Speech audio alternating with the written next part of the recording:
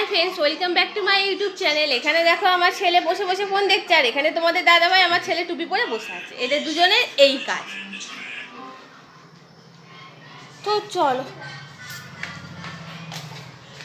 আজকে রান্না হয়েছে, কি রান্না করেছি তোমাদের দেখায়। আজকে রান্না করেছি কুমড়ো, বড়ি, ডাঁটা, আলু দিয়ে টমেটো দিয়ে তরকারি।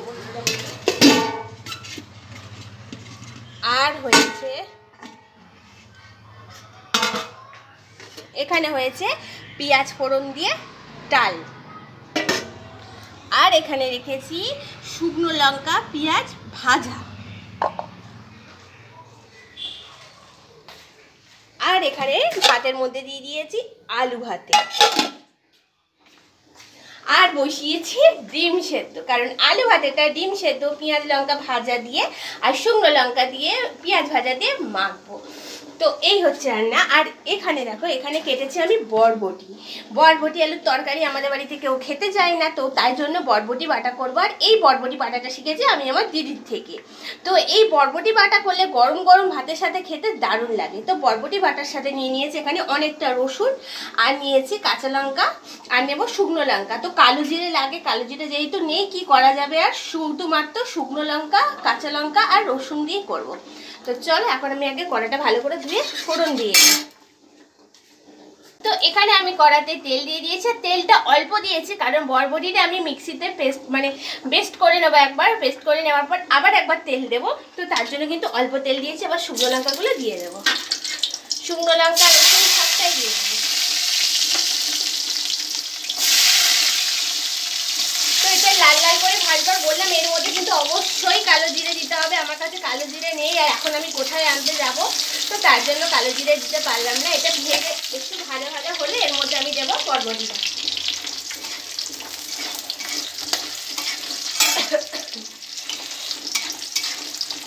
তো বরবটিটা কিন্তু বরবটিটা এর মধ্যে দিয়ে ভেজে নিয়ে একটু হালকা করে, এটা সিলে বাটলে আরো ভালো।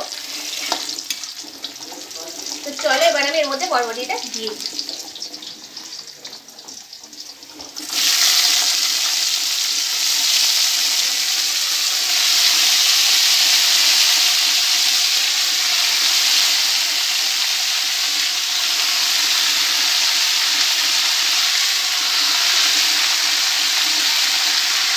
সব বরবটিটা আমি দিয়ে দেবো।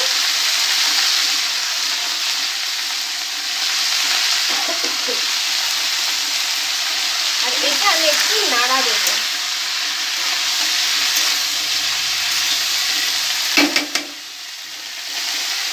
এটা এখন একটু ভাজা ভাজা করবো। আর এখানে আবার ডিম সেদ্ধ হয়ে গেছে।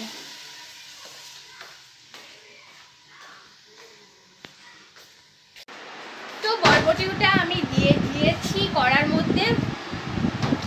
তো এই বরবটিটা তোমার শিলে বাটলে আরও বেশি ভালো, কিন্তু শিলে বাটা মানে অনেকটাই কষ্ট। আমি শিলে একদমই বাটতে পারি না। তো যেহেতু মিক্সি আছে, তো মিক্সিতে আমি কি করি, একটা পাক ঘুরিয়ে নিলে বরবটিটা ঠিক শিলে বাটার মতোই হয়ে যায়। তো শিলে বাটতে পারি না বলে তাই মিক্সি ব্যবহার করি। যেহেতু মিক্সিতে যদি বাটতে হতো তাহলে ওটা তেলে আরেকবার ভাজতে হতো না। যেহেতু আমি মিক্সিতে পেস্ট করছি, তো একটু পাতলা হয়ে যায় বলে ওটা আমি আবার তেল দিয়ে আরেকবার ভেজে নেবো। তো এই বরবটি বাটা দিয়ে গরম গরম ভাত দিয়ে খেতে দারুণ লাগে, দারুণ লাগে, দারুণ লাগে। তোমরা একদিন করে দেখো, তোমাদেরও খুব খুব খুব ভালো লাগবে। তো যাই হোক, চলো করে নিয়ে করতে করতে তোমাদেরকে দেখাবো। তো এখানে আমি বরবটিটা ভেজে নিয়েছি একটু লাল লাল করে। এখন আমি এটা ঠান্ডা করতে দিয়েছি। এটা ঠান্ডা হলে তবে আমি মিক্সি বার করেছি, মিক্সিতে পেস্ট করব। তো চলো, এই যে পাখা চালিয়ে দিয়েছি, এখন বরবটিটা ঠান্ডা করে নেব।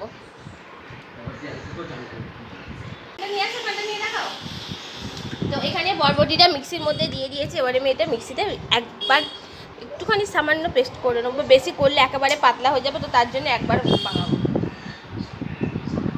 পাকাবো না, একবার করা। আর এর মধ্যে সামান্য একটুখানি জল দেবো,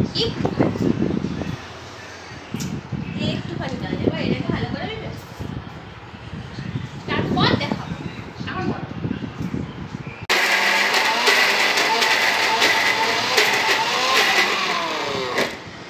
জল দিয়ে আরেকটু জল দিতে হবে, আরেকটু জল দিতে হবে এর মধ্যে, যেহেতু বরবটিটা অনেকটা হয়ে গেছে, তো তার জন্য আরেকটু জল দিতে হবে। এবার বন্ধ করতে যদি ছিটকে তো আমার সর্বনাশ হয়ে যাবে।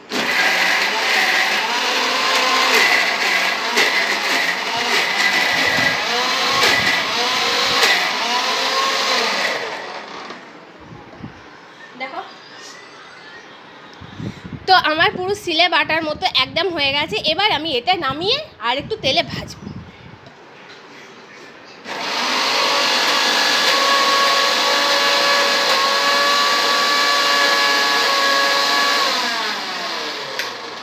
তো কড়াতে দেখো আমি আবার তেল দিয়ে দিয়েছি, তেলটা গরম হয়ে গেছে। এবার আমি এই যে বরবটিটা যে মিক্সিতে পেস্ট করে নিয়েছি এটা আমি ওর মধ্যে দিয়ে দেবো।